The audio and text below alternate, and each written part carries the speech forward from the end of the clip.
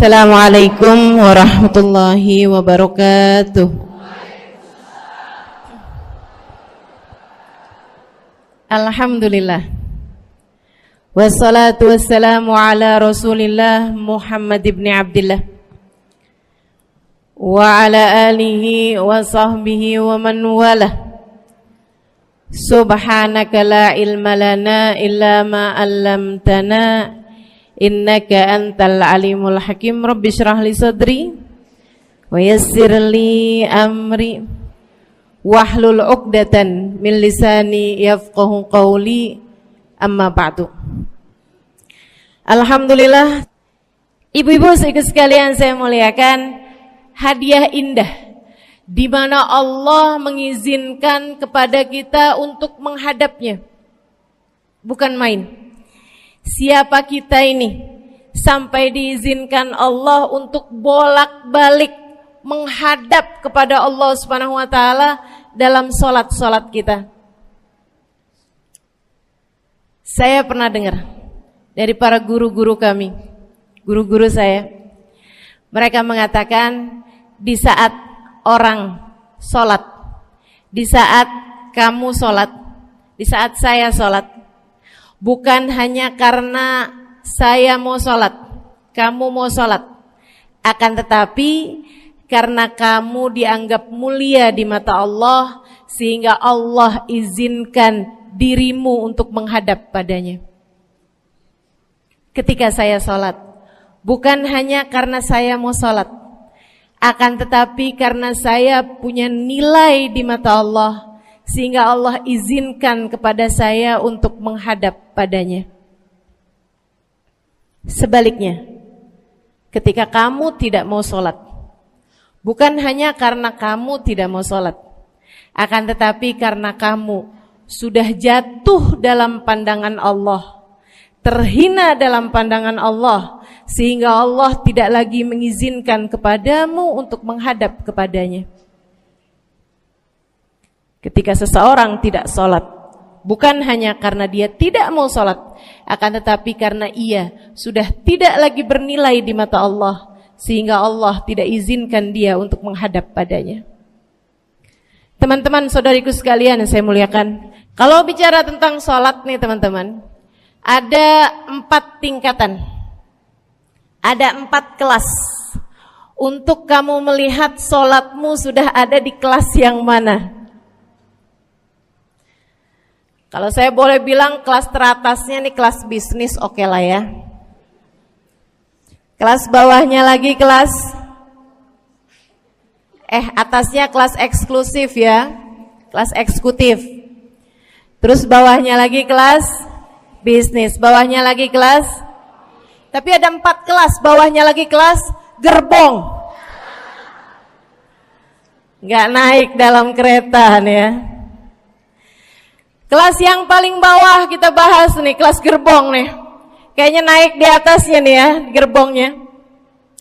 Teman-teman sekalian, orang yang di saat mengerjakan sholat, dia kerjakan juga, tapi merasanya sebagai beban. Ya ampun, udah maghrib aja, baru juga asar.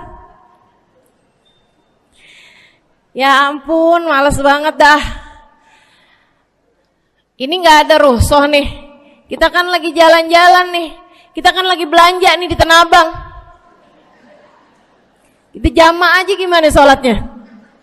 Nah ini orang-orang yang menganggap sholatnya sebagai beban, malas kalau disuruh sholat, terutamanya subuh.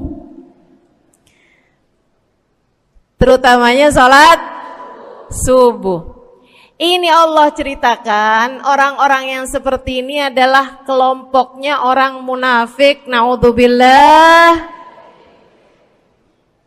Alladzina idza qamu ila sholati qamu kusala. Orang-orang yang kalau disuruh sholat bangun juga sih, tapi malas banget. Setan nih nemenin dia, kayak naroin batu di atas kepalanya, bikin dia berat mau ngerjain sholat. Kalau lagi tidur, ngipas-ngipasin matanya, bobo aja lagi. 5 menit lagi, 5 menit lagi. Bangun-bangun udah siang. Pernah terjadi padamu?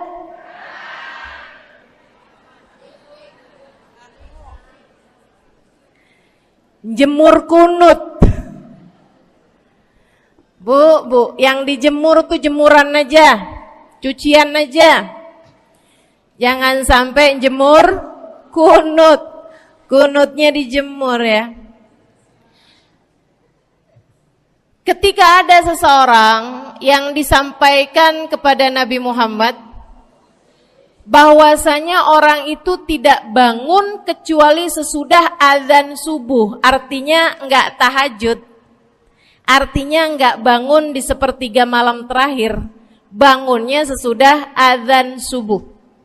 Nabi mengatakan padanya tentang orang itu, Nabi bilang pada para sahabatnya, inna syaitan bala fi udhunih.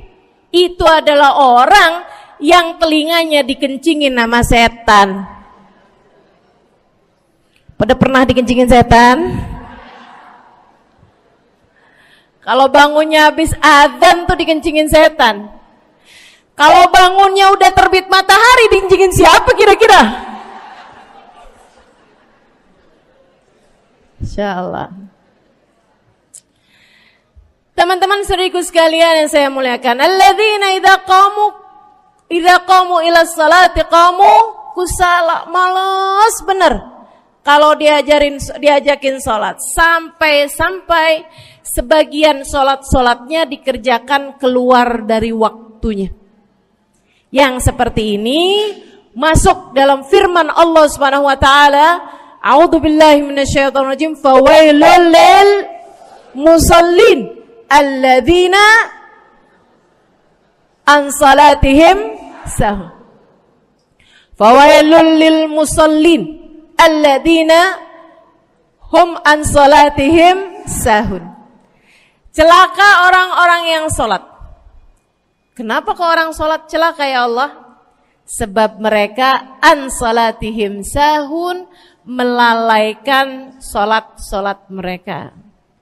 Apa maksudnya melalaikan? Imam Sayyidina Ibnu Abbas dalam salah satu tafsir beliau mengatakan alladzina yuakhiruna an waqtiha au yuqaddimuha ila ghairi waqtiha. Orang-orang yang mengakhirkan salat sampai keluar dari waktunya atau memajukannya sebelum waktunya. Mau pergi ke Tanah Abang nih, jam 11. Ntar kita ribet nih urusan sholat duhur. Dah sholatin sekarang aja. Ini orang-orang yang fawailul lil musallin. Bu, sesibuk apapun dirimu, jangan pernah ninggal sholat. Bu, lagi ngerjain perkara penting apapun kamu, jangan pernah mengakhirkan sholat. Jangan pernah mengeluarkan sholat dari waktunya. Kenapa gitu? Karena bu, sholat itu urusanmu sama Allah. Gak ada yang lebih penting daripada itu. Gak ada yang lebih penting daripada itu. Siapa yang mementingkan Allah, dia bakal dipentingin sama Allah. Siapa yang meremehkan salatnya, berarti dia telah meremehkan Allah. Siapa yang meremehkan Allah, dia akan diremehkan oleh Allah. Na'udzubillah min dzalik. Buat adik-adik jomblo, jangan pernah mau kawin sama orang yang gak sholat. Biarpun kamu udah nunggu cukup lama, kalau ada yang lamar kamu dan dia gak sholat, jangan mau bu. Dek, ibu-ibu juga, kalau ada yang janda di sini,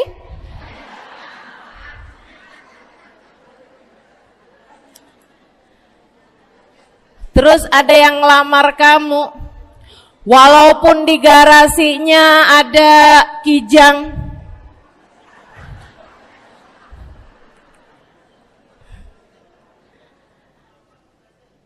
ada bebek, motor maksudnya ya, datang melamar kamu, jangan terima.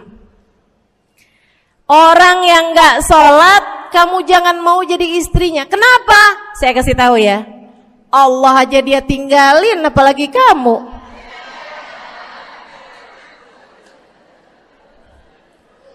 Allah aja dia tinggalin. Siapa yang tidak berguna baginya peringatan Allah, maka tidak akan berguna baginya peringatan dari siapapun. Tapi dia mencintai saya, Ustazah. Dia mencintai saya cinta mati katanya. Sekarang tungguin setahun 2 tahun, cintanya hilang, tinggal matinya. Tapi dia mencintai saya luar biasa, Ustazah. Dia tak sanggup hidup tanpa saya. Itu namanya cinta monyet. Tungguin 2 tahun, cintanya hilang, tinggal.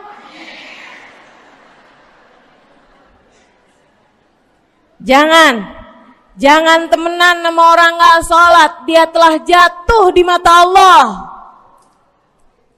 Maka kita pun belajar buat jadi orang-orang yang terus mendaki, terus meraih rahmatnya Allah, terus belajar buat jadi salah satu orang yang dipandang dengan rahmat oleh Allah Subhanahu wa taala.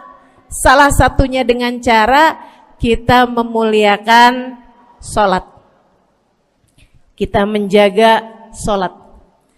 Jagain sholatnya, jangan masuk kelompok orang yang tadi itu sholatnya menjadi beban. Ini kelompok paling bawah nih. Naik ke kelas ekonomi. Tadi begitu ya? Kelas ekonomi, orang-orang yang sholatnya menjadi sebuah kewajiban. Dia kerjain, dia tahu itu wajib, dia gak akan tinggalin. Tapi sama halnya dengan kewajiban-kewajiban yang lain. Kita nih kalau mikirnya kewajiban, Bu, kalau nggak diwajibin lagi seneng. Betul nggak? Masih ada kayak beratnya gitu ngerjain sholat. Orang yang sholatnya dianggap sebagai kewajiban. Kayak anak-anak sekolah tuh, wajib pakai seragam, wajib ngerjain PR. Kalau 1 hari, besok enggak wajib pakai seragam. Ada enggak ya pakai seragam? Enggak ada. Enggak ada. Enggak ada yang besoknya dia pakai seragam, terus tanyain, "Kenapa kamu tetap pakai seragam?" Abisnya saya suka sama seragamnya. Enggak ada. Karena mereka menganggap pakai seragamnya adalah kewajiban. Sekolahnya sebagai kewajiban. Jadi giliran besok libur anak-anak, hore gitu. Ada orang-orang yang sholatnya dianggap sebagai kewajiban. Nggak ada yang nambah kalau kewajiban tuh. Sholat sunnah boro-boro. Sholat wajib aja kalau bisa dibikin sesingkat mungkin akan dilaksanakan dengan cara yang sesingkat-singkatnya.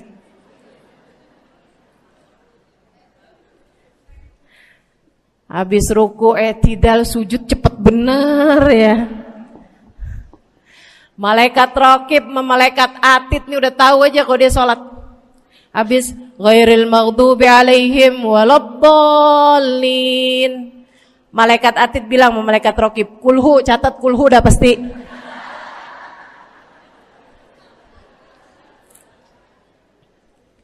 Kulhu aja gak kelar-kelar. Teman-teman saudaraku sekalian yang saya muliakan, sholatnya dianggap sebagai sebuah kewajiban. Nggak nambah dengan sunnah, namanya wajib. Kita naik lagi insya Allah. Sholatnya kita naikkan dari yang kewajiban kita naik menjadi kelas bisnis, sholatnya sebagai sebuah kebutuhan. Bu, mudah-mudahan nih ibu-ibu, teman-teman semuanya yang sedang menyimak kajian pada hari ini, saya doakan, karena saya berharap saya pun juga didoakan, agar menjadi salah satu orang yang sudah berada dalam tingkatan ini. Sholat kita tahu adalah kebutuhan kita. Sama kayak kebutuhan makan, Bu. Ibu kenyang nggak kalau makan nasi doang 2 piring? Kenyang. Siapa yang bilang nggak kenyang? Kalau kamu makan nasi doang sepiring, kenyang apa nggak kenyang? Kenyang. Akan tetapi pasti ibu-ibu mau nambah dah. Nambah apaan? Lauk. Nambah lauknya. Ada ikan asin, ada sayur asem. Langsung pada lapar nih. Ada sambal. Masya Allah, ada tempe goreng. Udah ibu ya, tetangga lewat kagak nyadar. Masya Allah. Teman-teman saudara sekalian, kita nambah, bahkan udah kenyang pun kita masih cari lagi tambahan. Makanan apa nih yang bisa kita makan? Karena kita tahu makan adalah sebuah kebutuhan kita. Kita perlu sama makan. Kita butuh sama makan. Maka demikian pula dengan orang-orang yang sholatnya sudah dia tahu adalah sebagai sebuah kebutuhan. Cukup sih duhur 4 rakaat, dia nambah. Ada qobliyahnya, ada ba'diyahnya. Jam-jam 9 pagi nggak ada sholat wajib sih, tapi pengen ngemil, ya Bu ya, dengan cara kerjain sholat duha. Malam-malam abisnya isya, ampun mau tidur, ingat katanya Nabi, pesannya kepada Sayyidina Abu Hurairah, wasani habibi, kata Abu Hurairah, an utir qabla an anam. Kekasih saya Nabi besar Muhammad, kata Abu Hurairah, kasih pesan pada saya untuk jangan tidur sebelum sholat witir. Jadi habis kelar sholat isya langsung sambung sama witirnya. Dia tahu sholatnya adalah sebagai sebuah kebutuhan. Kebutuhan. Saya butuh untuk sholat karena saya butuh kepada Allah. Saya perlu sholat karena saya perlu kepada Allah. Saya perlu sholat karena saya tahu urusan saya sebesar apapun saya rasakan adalah kecil dalam pandangan Allah. Saya perlu sholat karena permasalahan dalam hidup saya yang saya rasakan sebesar gunung di atas pundak saya, di atas punggung saya, di hadapan Allah tak sampai seperti setitik debu yang mudah saja untuk dia angkatkan dari kehidupan saya. Maka kita pun menjadikan sholat sebagai sebuah kebutuhan. Lagi sakit, jangan ninggalin sholat. Kenapa? Kamu menghadap kepada yang punya kesehatan. Lagi banyak utang, jangan ninggal sholat. Sama, jangan utang lagi. Karena kamu menghadap kepada pemilik segala kekuasaan, pemilik dunia dan akhirat, pemilik semua uang di atas muka bumi ini adalah Allah. Makanya Habib Ali Habsyi, penulis kitab Maulid Simtud Durar, yang tadi ibu-ibu baca maulidnya, beliau pernah bilang, Ada dalam salah satu diwan beliau. Diwan tuh syair-syair beliau itu ya. Ali idza qad marid syafahu fi'lus shalah la'alla syirrus sifa fi wad'i tilkal jibah. Kata beliau, Ali nih kalau lagi sakit, nih Habib Ali ya, beliau tuh padahal punya amal ibadah sangat banyak. Tapi Habib Ali bilang, Ali idza qad marid syafahu fi'lus shalah. Ali nih kalau lagi sakit, sembuhnya sama sholat. Sembuhnya sama sholat. La'alla sirrus sifa. Rasa-rasanya memang Allah letakkan rahasia kesembuhan ada pada fi wad'i tilkal jibah, terletakkannya jabhah kita, dahi kita di tempat sujud. Di sana semua permasalahan-permasalahan dalam hidupmu menjadi ringan. Saat kamu meletakkan dahimu di tempat sujud, kamu berbisik lirih kepada Allah, akan tetapi suaramu didengar sama yang punya arsy. Akan tetapi suara bisikanmu didengar segenap malaikat-malaikat yang ada di atas langit. Kemudian mereka mendoakanmu sehingga Allah mengatakan wasjud waqtarib, sujudlah kamu. Posisi sujudmu itu waqtarib akan membuatmu menjadi dekat dengan Allah Subhanahu wa taala. Sujudlah dan mendekatlah kepadaku, kata Allah. Agrab ma yakunul 'abd min rabbih fa huwa sajid, kata Nabi Muhammad. Fa aktsiru fihi du'a faqamin an yustajabulah. Tempat terdekat seorang hamba dengan Tuhannya adalah saat dia sedang sujud. Maka perbanyaklah doa dalam sujudmu, kata Nabi Muhammad. Doamu sangat mungkin diijabah oleh Allah. Apalagi kalau doanya kamu haturkan di sepertiga malam yang terakhir. Saat-saat di mana kebanyakan manusia di sekelilingmu yang lalai berada dalam tidurnya, berada dalam alam mimpinya.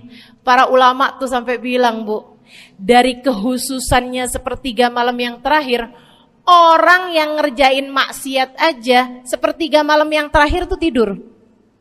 Ibu gak pernah tahu orang-orang pulang diskotik jam berapa? Gak tahu ya, sama. Tapi Bu, yang pasti mereka tuh sepertiga malam yang terakhir malah pada pulang, malah pada tidur gitu. Orang maksiat aja itu sama Allah dibuat tidur tuh di jam-jam yang biasanya turun rahmatnya Allah. Allah mau milih nih mana nih hamba-hambaku, pilihan-pilihanku akan aku bangunkan untuk menghadapku. Kemudian Allah Subhanahu wa taala bertanya, hal min mustaghfirin, hal min taib, hal min talibi hajatin faunilahul matalib. Siapa nih di antara kalian yang lagi mohon doa, minta pertolongan, mohon ampunan, akan aku beri, kata Allah Subhanahu wa taala, sebab kalian meminta pada waktu yang paling aku suka. Kalau punya hajat minta. Kapan mintanya? Dalam sujud. Kapan sujudnya? Dalam sholatmu di sepertiga malam yang terakhir. Bu, ngelihat muka-mukanya pada punya hajat banyak-banyak nih. Gimana tahajudnya? Mudah-mudahan Allah jadikan kita salah satu di antara mereka yang menyibukkan diri di sepertiga malam yang terakhir, insyaallah. Sampai-sampai Bu ya, saya tinggal lama di kota Hadramut dulu.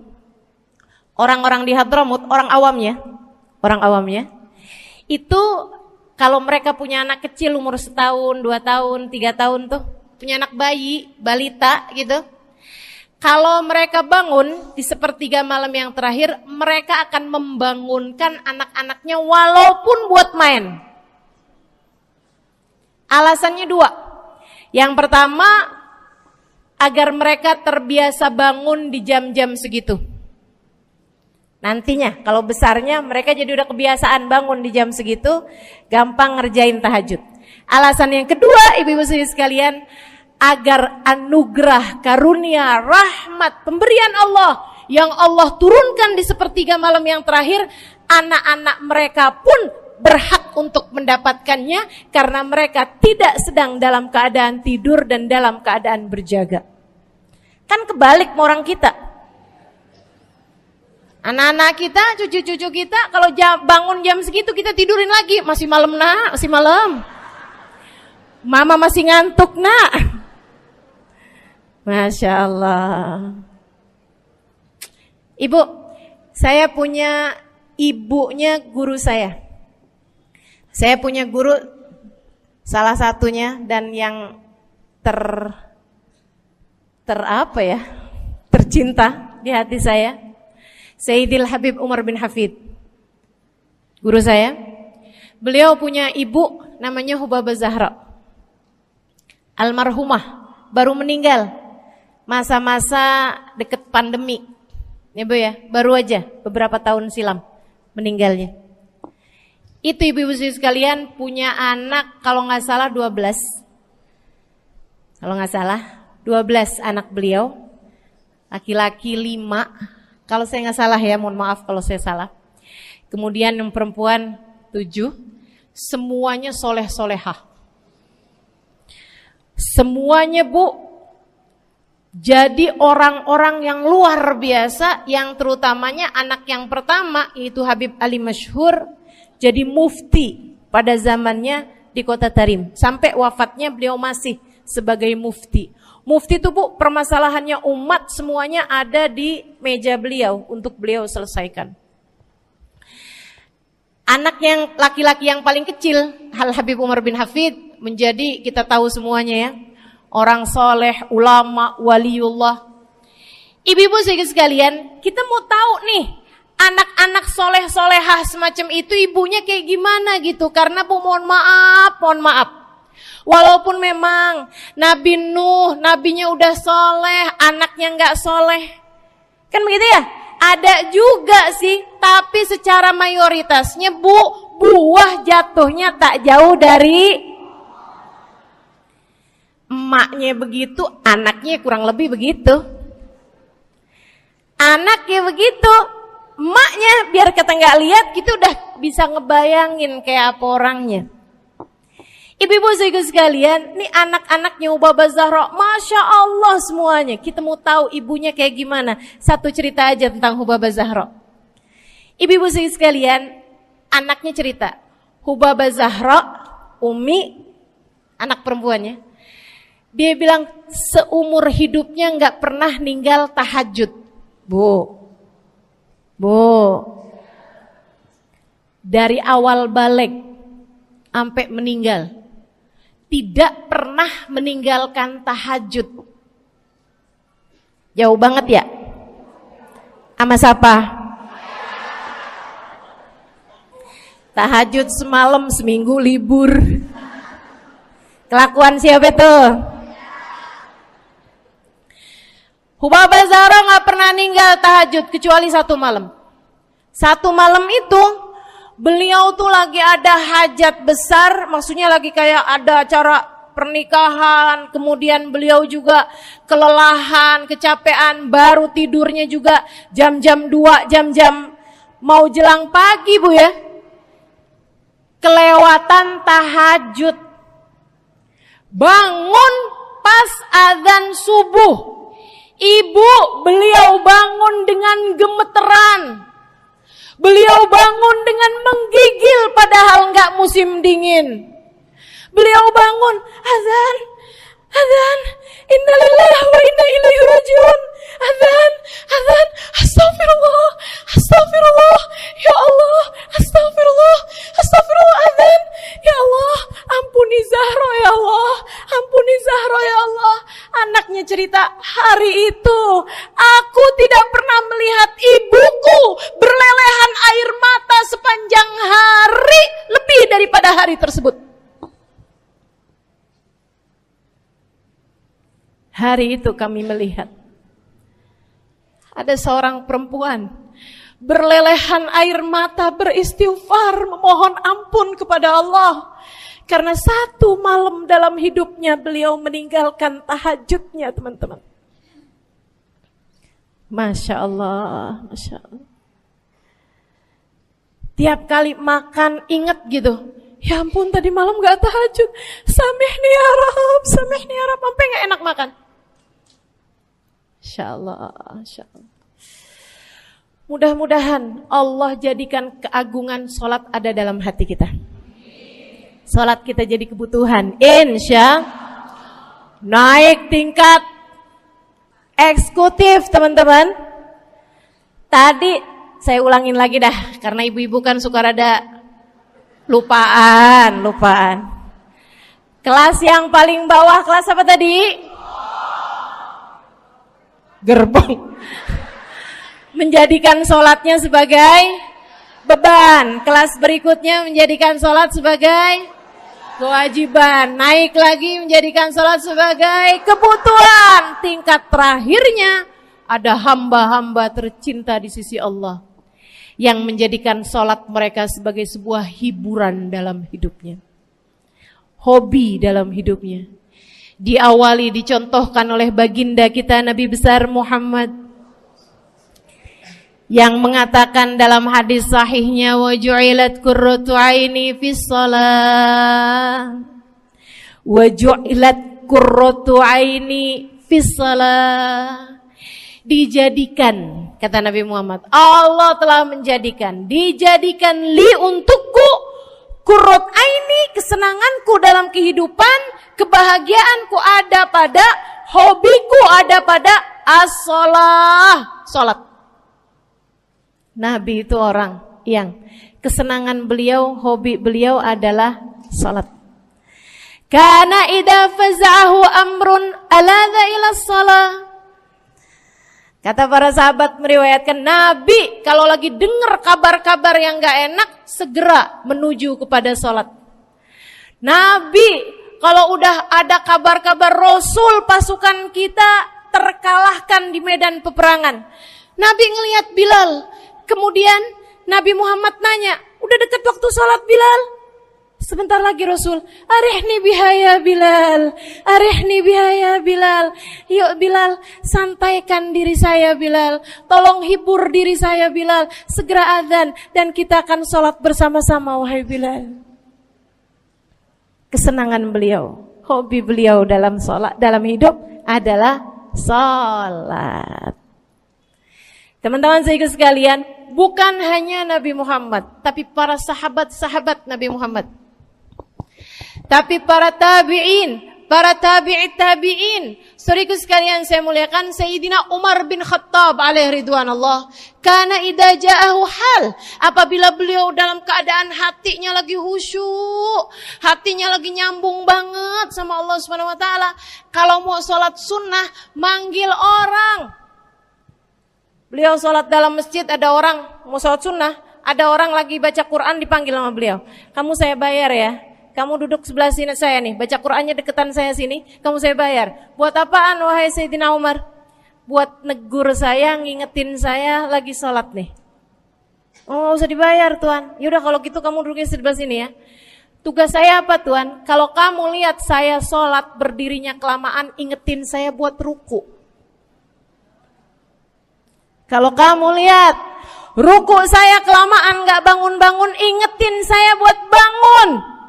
Kalau kamu lihat sujud saya kelamaan, ingetin saya buat duduk. Karena saya sekarang ini kalau lagi berdiri baca Al-Quran, lupa buat ruku. Dari nikmatnya bacaan Quran beliau.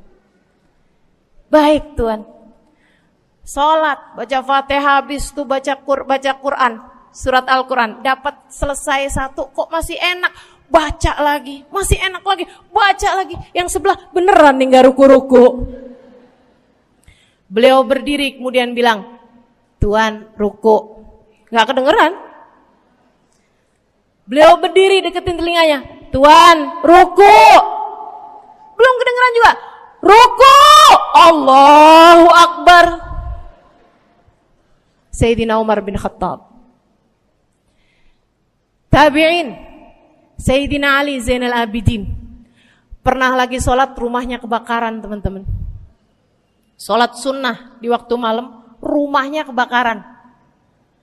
Orang-orang pada teriak-teriak, Tuan Harik, nar, ya ibn binti Rasulillah, wahai anak dari cucunya Nabi Muhammad, Tuan, ada api di sekitarmu, Tuan, kebakaran, Tuan, kebakaran. Allahu Akbar. Sami Allahu liman hamidah, enggak lihat apa-apa. Habis selesai sholat baru lihat, kebakaran nih rupanya. Orang-orang pada bilang, kami sudah mengingatkanmu Tuan. Apa jawab beliau? Al-hadni an-narul kubro. Di depan saya ada api yang jauh lebih besar, api neraka. Saya enggak lihat api sekecil ini. Masya Allah. Saudaraku sekalian yang saya muliakan, para ulama Allah Subhanahu wa taala. Terakhir saya mau ceritakan Sayyidil Habib Abu Bakar As-Sakran, penulis Wirid Sakran. Kalau teman-teman pernah tahu, beliau saudaraku sekalian saya muliakan dapat julukan As-Sakran, orang yang mabuk. Karena mabuk kepada Allah Subhanahu wa taala. Beliau pernah satu waktu kena penyakit di punggungnya. Beliau kemudian tanya sama dokter, kata dokter, "Wah, ini nih penyakit mesti diangkat, mesti dioperasi." Ya udahlah, operasiin saya. Disuguhin 1 gelas khamr di waktu yang telah ditetapkan untuk jadi waktu operasi. Apa ini? Khamr, minuman keras. Zaman itu belum ada obat bius. Dia bilang, ini buat apa? Khamr ini Tuan, minuman keras, ya, agar engkau nggak sadar. Jadi enak gitu kita ngoperasinya. Dia bilang, saya mau dengan kesehatan saya kepengen ngerjain taat kepada Allah. Saya nggak mau. Saya dapetin kesehatan saya dengan cara mengerjakan yang diharamkan Allah, yaitu minuman keras. Saya nggak perlu ini. Waduh, kalau gitu nggak bisa dioperasi Tuan. Kenapa soalnya? Ya nanti kan kesakitan, nanti susah operasinya gitu. Oh gampang. Kalau kalian pengen bikin saya nggak sadar, nggak perlu minuman keras. Terus gimana? Operasikan kalau saya sedang sholat. Maka mulailah, dokter-dokter udah pada siap. Beliau lagi sholat sunnah ya Bu ya. Allahu Akbar gitu. Mulai dokter buka baju belakangnya. Mulai Bu digunting kulitnya, digergaji tulangnya. Beliau Bu mukanya meringis saja enggak. Beliau ruku, dokternya ikutan nungging. Beliau sujud, dokternya ikutan menunduk juga. Beliau sholat nikmat banget. Sampai beliau selesai dari sholat, beliau nanya sama dokter-dokternya, kenapa gak nurut tadi tuh waktu saya sholat mestinya operasi. Kata dokter, udah selesai Bib dari tadi. Masya Allah. Radiyallahu ta'ala anhum wardahum. Ini bukan kelas-kelas kita. Saya cuma ceritain aja sama ibu-ibu. Bukan berarti ibu-ibu nanti pas waktu sakit bilang sama dokter-dokter gak usah dibius. Beda hati Bu, beda hati. Ibu ya, beda iman, beda semuanya kita sama mereka. Yang pasti, makanya saya kan yang ini nggak doa nih. Pas yang kebutuhan tuh baru saya doa. Kenapa? Karena kayaknya tingkatan kita dah Bu ya. Mentok dah, sampai kebutuhan itu dah. Insya Allah, mudah-mudahan Allah jadikan kita orang yang menjaga salat insya Allah. Rabbi jalni muqimas salah wa min dzurriyyati amin.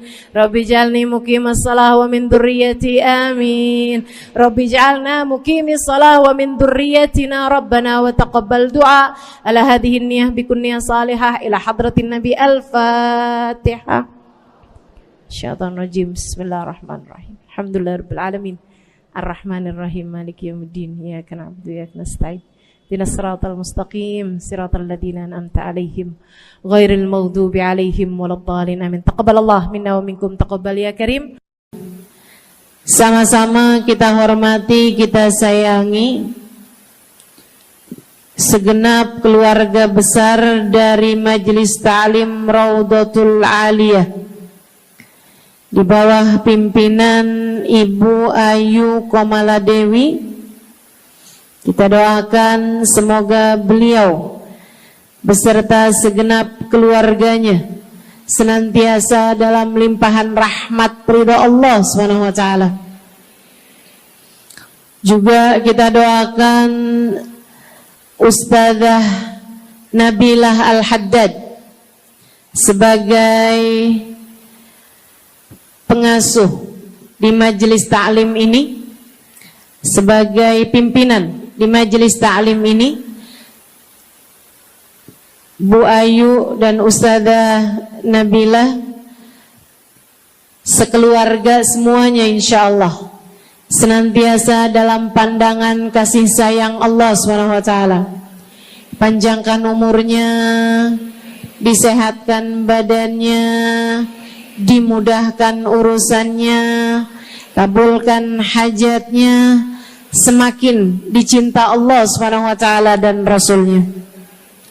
Para ustadzah, para hubabah, para syarifah, para pimpinan pondok pesantren, para pimpinan majelis ta'lim, yang mudah-mudahan semuanya dalam limpahan rahmat ridha Allah SWT, serta tentu saja semua yang hadir di majelis ini, baik ibu-ibu, kakak-kakak, adik-adik, anak-anak, yang mudah-mudahan semuanya dirahmati Allah, disayang Allah, dibahagiakan Allah, diistiqomahkan jalannya menuju ridha Allah Subhanahu wa taala, insyaallah diistiqomahkan jalannya menuju surga Allah Subhanahu wa taala. Amin ya rabbal alamin.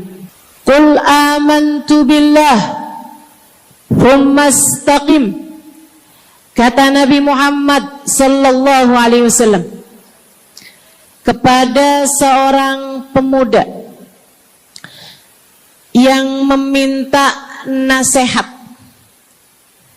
Ya Rasulullah, ausini, wahai Rasul, tolong nasihati aku. Kita kalau ketemu orang mulia jangan minta duit, Bu. Kita kalau datang ketemu sama orang-orang yang kita tahu doanya mustajab, sangat soleh, hidupnya baik, apalagi jika dia adalah kekasih-kekasih Allah Subhanahu wa taala. Kamu kalau berjumpa dengan ulama, jangan minta sesuatu yang duniawi. Tirulah para sahabat ketika berjumpa dengan Nabi Muhammad. Biasanya mereka meminta satu dari dua hal. Yang pertama, mereka minta doa. Ida'ili ya Rasulullah, doakan aku wahai Rasul. Ibu juga gitu. Kalau ketemu sama ulama, ketemu orang soleh, ketemu kiai, ketemu habib yang kita tahu doanya mustajab, bertemu hubabah, mintalah doa. Tapi jangan hanya sekedar urusan doa duniawi, Bu. Doa duniawi itu yang gimana, Ustazah? Doa yang kalau diijabah nggak akan manfaat begitu kamu masuk dalam alam kubur. Itu namanya doa duniawi. Ustazah, doakan saya biar saya cepat kebeli rumah. Bu, kalau mati rumahnya dibawa gak? Ustazah, doakan saya kepengen beli HP baru. Dibawa gak HP-nya? Enggak. Itu namanya doa duniawi. Ustazah, Doakan biar suami saya tambah cinta.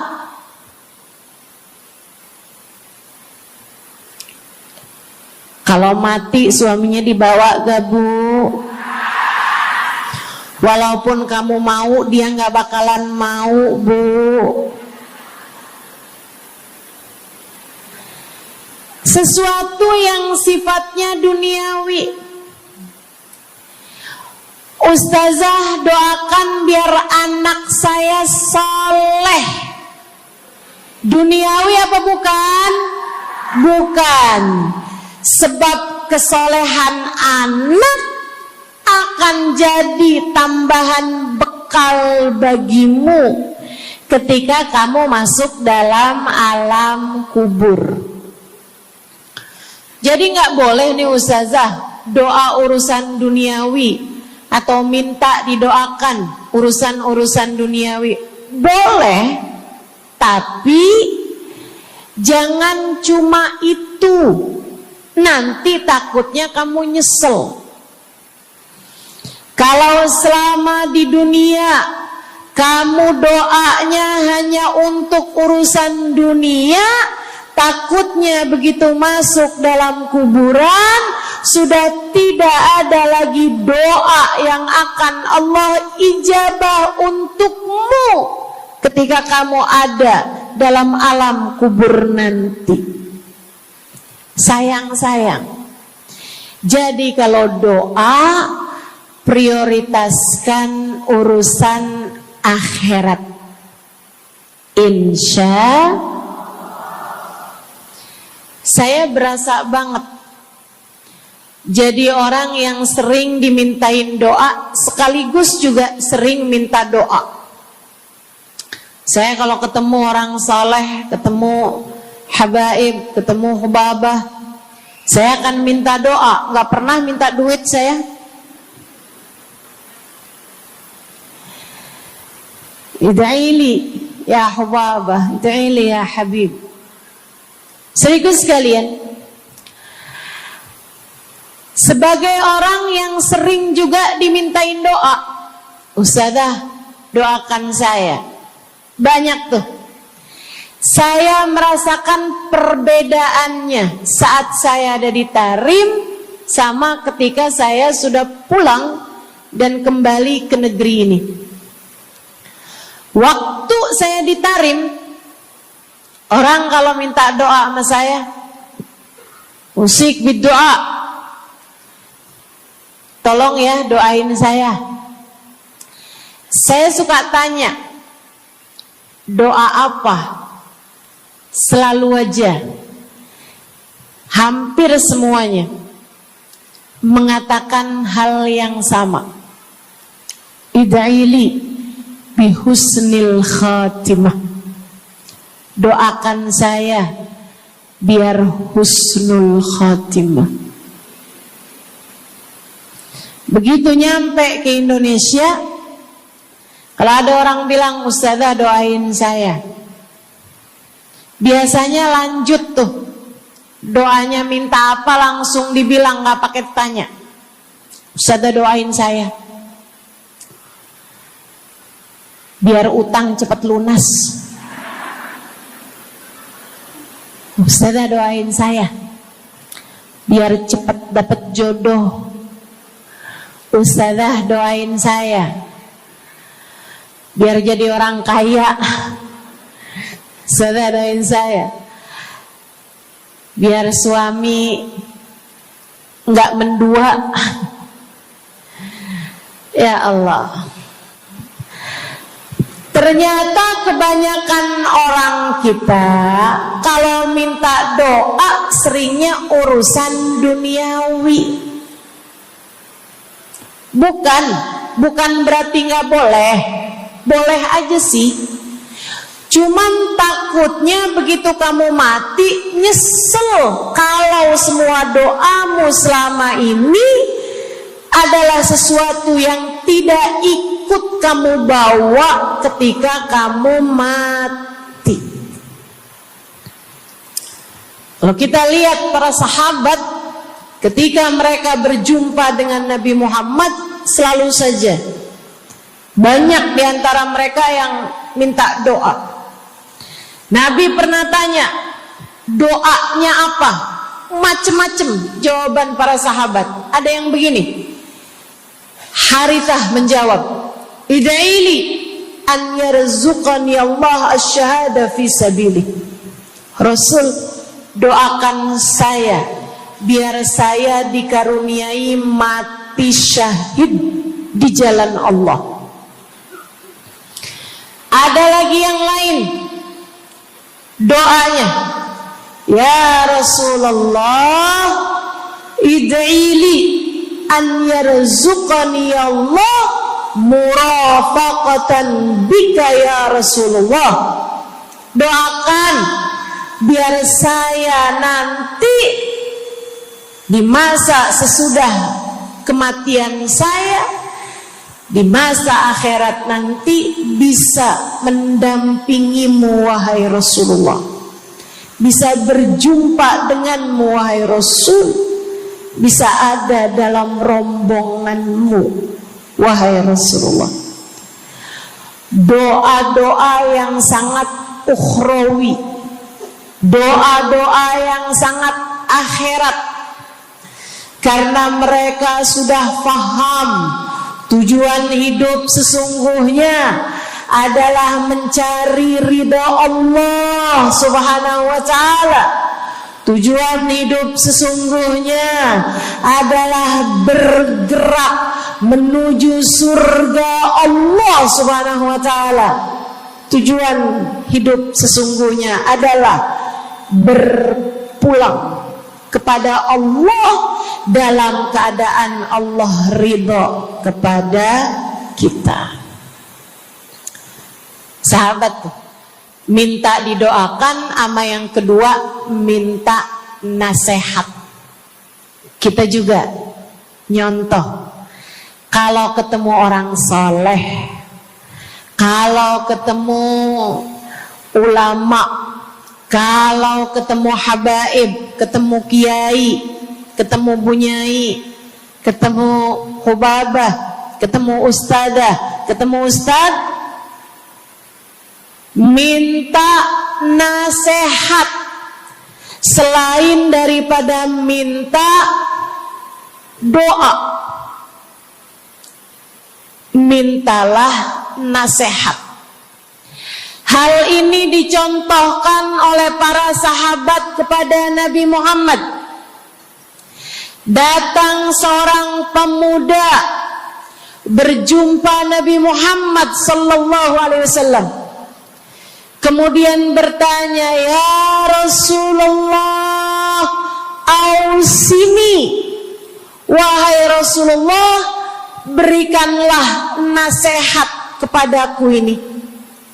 Nabi Muhammad tersenyum, senang, bangga, karena mengerti bahwa umatnya faham apa yang harus diminta dari nabinya.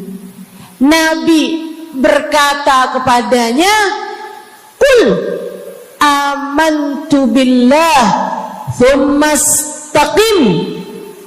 Kata Nabi Muhammad, ucapkanlah, aku beriman kepada Allah, kemudian istiqomahlah kamu di jalan Allah. Nasihat Nabi Muhammad buat pemuda tersebut, nasihat Nabi Muhammad buat pemuda-pemuda umatnya sepanjang zaman. Nasihat Nabi Muhammad buat umatnya, baik yang muda maupun yang tua, baik laki-laki maupun perempuan, baik yang pintar maupun yang kurang pintar. Semua umatnya dinasehati sama Nabi Muhammad. Karenanya akan saya sampaikan hal ini kepadamu hari ini. Quli, ucapkanlah, amantu billah, aku beriman kepada Allah. Tsumastaqimi, kemudian istiqomahlah kamu, wahai saudariku, di jalan Allah. Katakanlah, aku beriman kepada Allah. Kemudian istiqomahlah. Istiqomahlah. Nasihat yang sangat indah dari baginda kita Nabi besar Muhammad, yang Allah karuniakan kepadanya jawami'al kalim, dapat selalu berbicara dengan kata-kata yang ringkas tapi padat. Nabi itu ucapannya ringkas tapi padat. Nggak kayak saya, Bu, udahlah panjang dan ya, mudah-mudahan Allah jadikan ucapan-ucapan kita jadi kalimat-kalimat yang akan membawa kita menuju surga. Jadi ucapan-ucapan yang akan bawa kita menuju ridha Allah Subhanahu wa taala. Ibu-ibu, kita sama-sama belajar biar kalau ngomong itu enggak panjang-panjang, akan tetapi bermutu, berkualitas. Terutama Bu, ibu kalau ngomong sama anak-anak ibu, kadang-kadang panjang bener. Padahal itu aja, anak sampai hafal. Iya mah, katanya gitu. Betul gitu? Nabi kalau ngomong pendek aja tapi penuh makna. Nabi kalau bicara seringkali nggak panjang-panjang tapi sangat berarti. Satu hadis beliau saja bisa disyarahkan, diberi keterangan, hingga bahkan berkitab-kitab banyaknya. Ibu-ibu sekalian, salah satu dari ucapan ringkasnya Nabi Muhammad, amantu billah, kata Nabi, qul amantu billah, tsumastaqim, ucapkanlah, aku beriman kepada Allah, kemudian istiqomahlah di jalan Allah. Apa itu istiqomah? Lurus, jangan belok-belok. Lurus, jalan terus. Jalannya adalah jalan yang lurus. Itu yang selalu kita minta dalam tiap rakaat sholat kita. Kita berdoa kepada Allah, ihdinas siratal, ya Allah, tempuhkanlah untuk hidup kami ini jalan-Mu yang lurus. Sama kayak kamu lagi bilang, ya Allah, karuniakanlah dalam kehidupan kami keistiqomahan di jalan-Mu ya Allah. Kamu selalu minta istiqomah 17 kali sekurangnya tiap hari. Betapa sangat pentingnya istiqomah ini, saudaraku sekalian. berada dalam jalan yang lurus.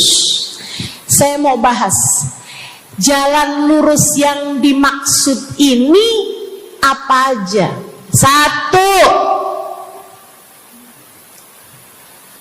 kamu harus lurus imannya.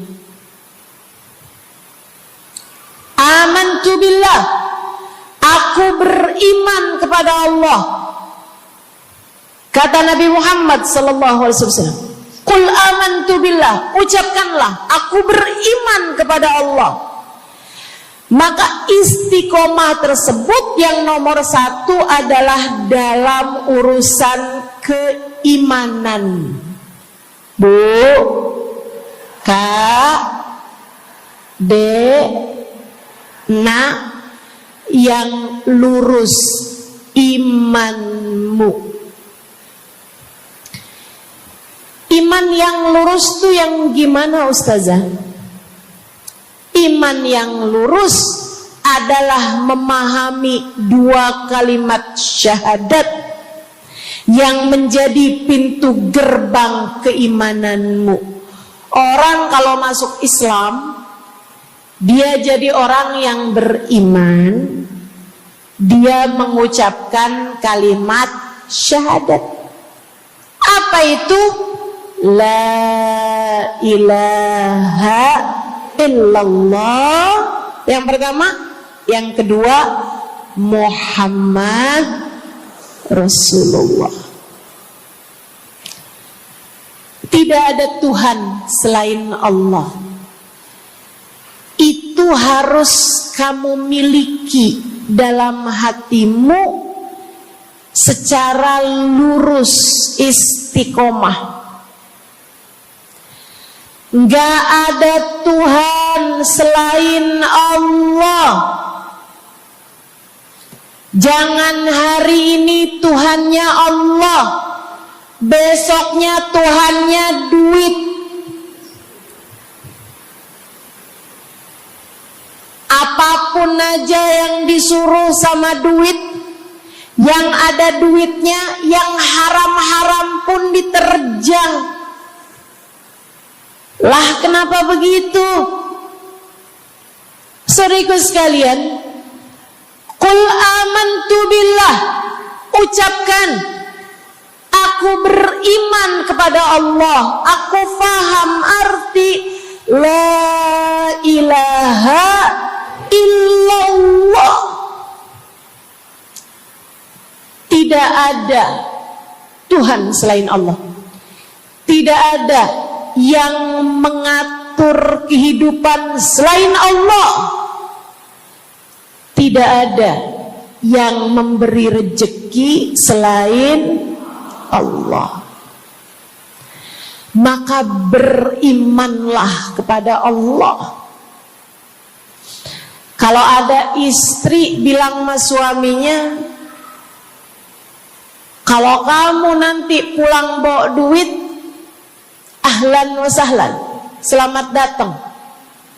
Tapi kalau kamu pulang nanti nggak bawa duit, silakan tidur di luar.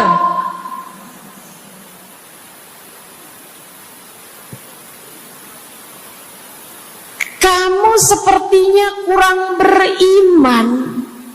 Kamu lupa bahwa pemberi rezeki bukan suamimu, melainkan yang ngasih rezeki itu cuma satu, Bu.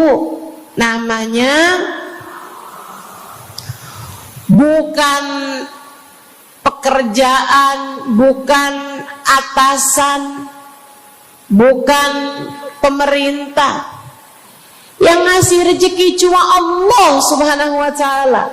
Maka berimanlah atas hal itu. Jangan nyalahin si ini, nyalahin si itu. Imanmu benerin. Imanmu benerin. Banyak orang saya liatin itu suka pada repot urusan rezeki. Banyak banget. Di dunia ini nih banyak yang suka repot urusan rezeki. ngejar dunia abis-abisan, ngejar duit segala macam cara, sampai omongannya nggak jadi omongan orang beriman. Waktu dibilangin jangan nyari rejeki yang haram, cari rejeki yang halal. Jangan berani ngambil yang bukan hakmu. Dia bilang begini nih, ya Ustazah nggak tahu zaman sekarang, jangankan nyari yang halal, nyari yang haram juga susah saja.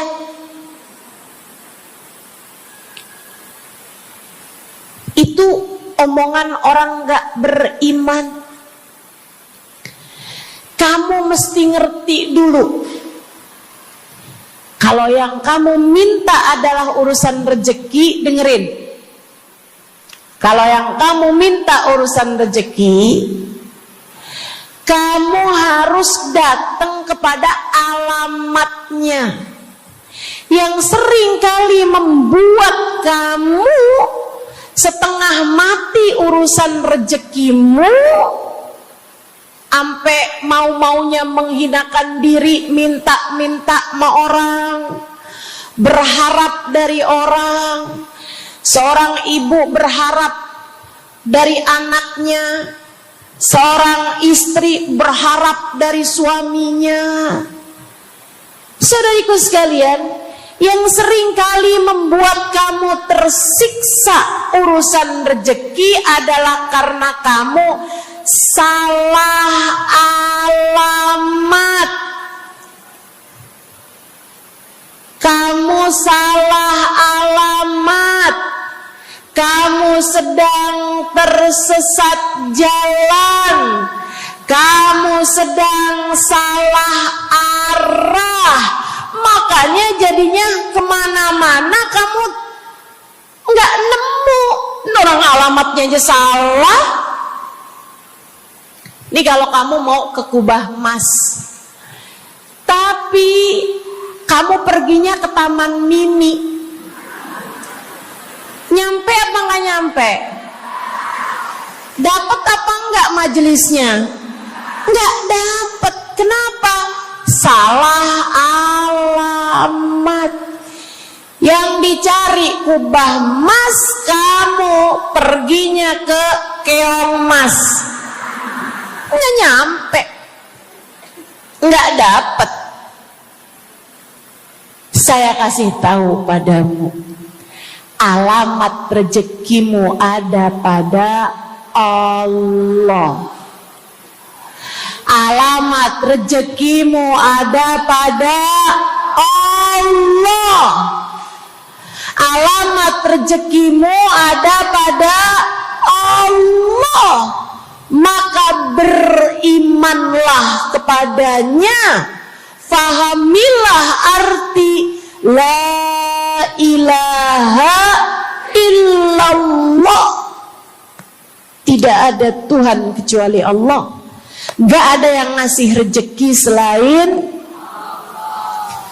kamu. Lagi sakit, kamu mau nyari obat, saya kasih tahu alamat obatmu. Alamat yang bisa menyembuhkanmu hanya satu, namanya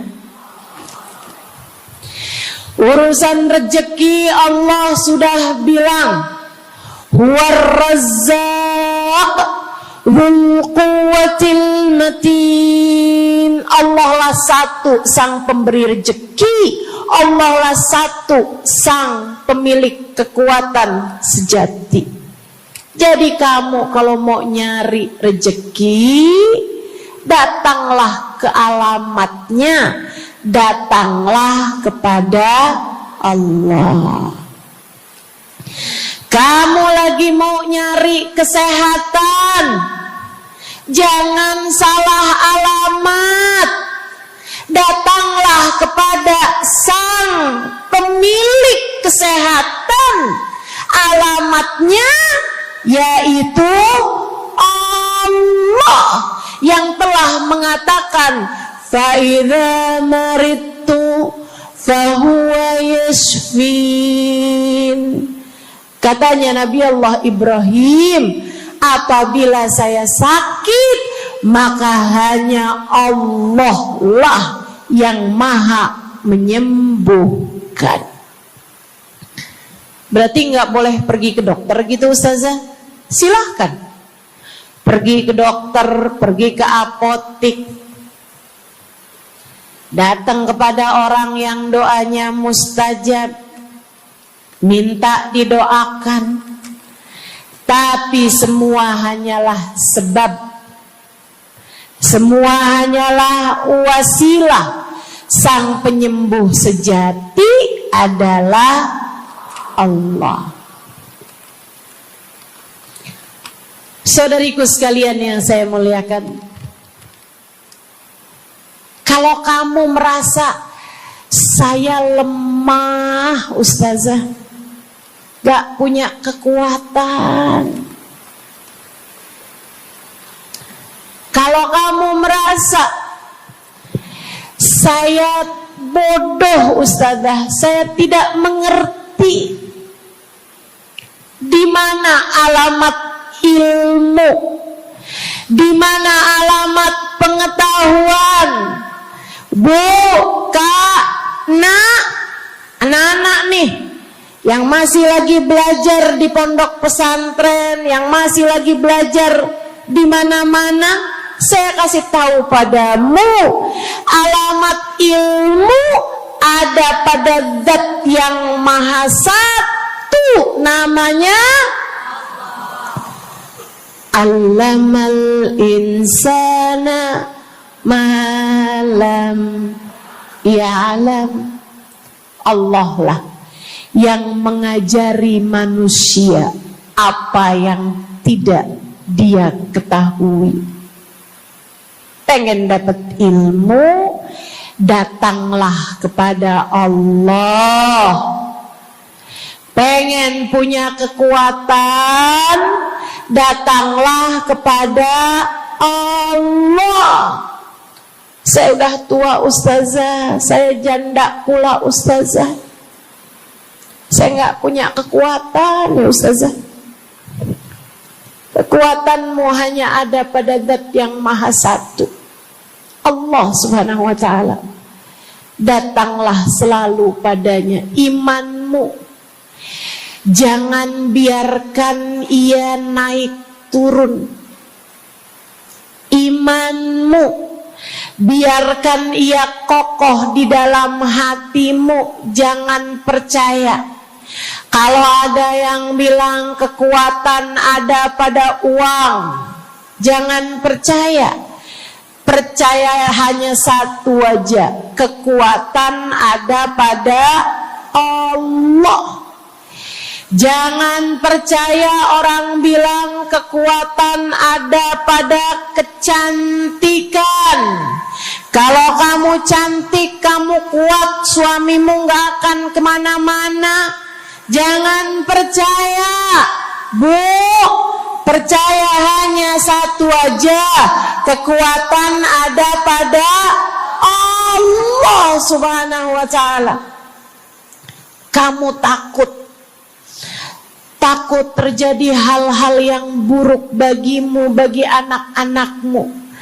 Kamu kepengen ada yang jaga. Ibu, gak usah pusing-pusing mau nyari bodyguard, gak usah pusing-pusing mau sewa security, pengamanan. Sebab sang pemberi keamanan hanya satu, namanya Wallahu ya'simuka minan nas. Hanya Allah satu yang dapat menjagamu dari kejahatan manusia. Qul a'udzu birabbin nas.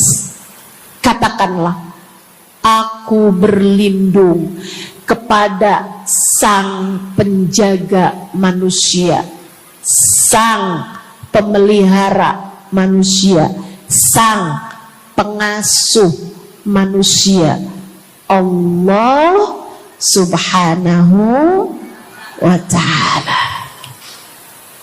Berimanlah padanya, istiqomahlah. Bu, gak ada yang bisa bikin orang meninggal selain Allah. Gak ada. Tapi dia ditabrak orang, Ustazah. Kalau gak ditabrak dia gak bakalan mati. Kamu kebalik. Justru karena dia harus mati, Allah jadikan dia ditabrak.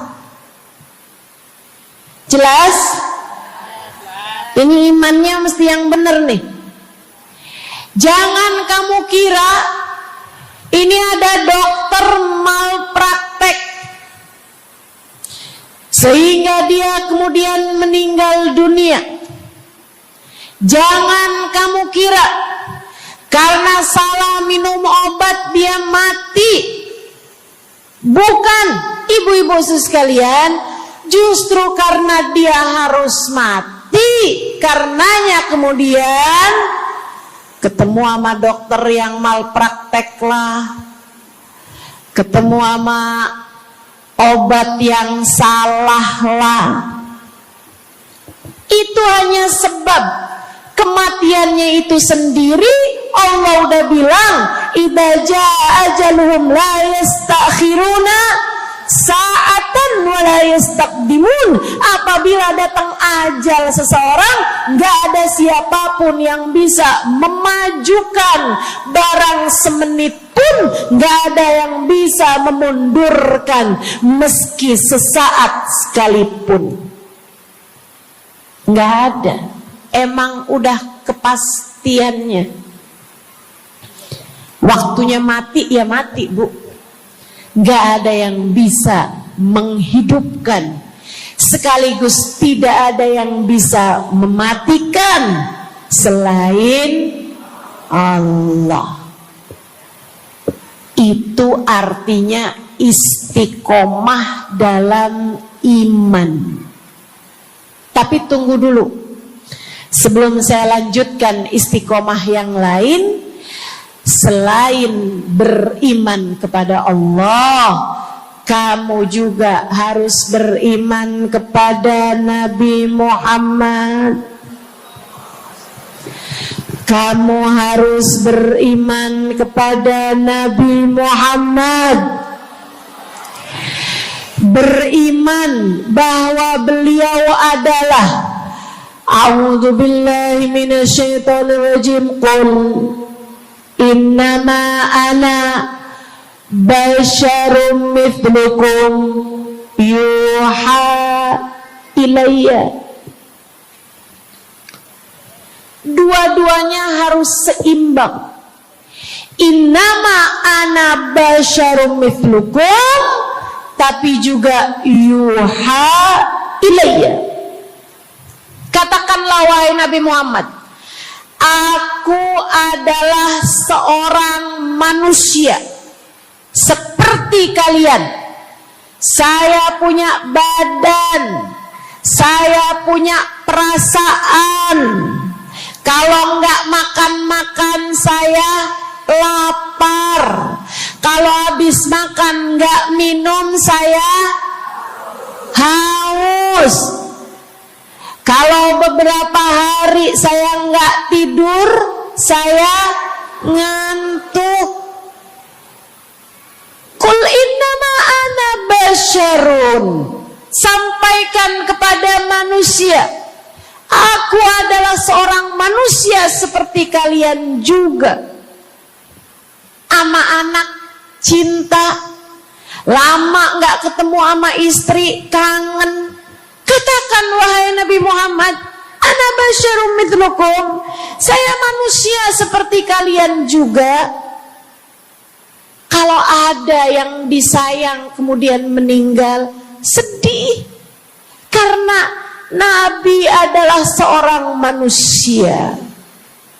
Tapi tunggu dulu, Beliau tidak hanya sekedar manusia, itu adalah satu sisi kehidupan Nabi Muhammad. Jangan lupa, innama ana basyarum mithlukum, tapi yuha ilayya. Alhamdulillah, demikian ceramah untuk hari ini. Semoga ilmu yang disampaikan menjadi manfaat dan keberkahan untuk kita semua. Mohon maaf bila ada kekurangan. Wassalamualaikum warahmatullahi wabarakatuh.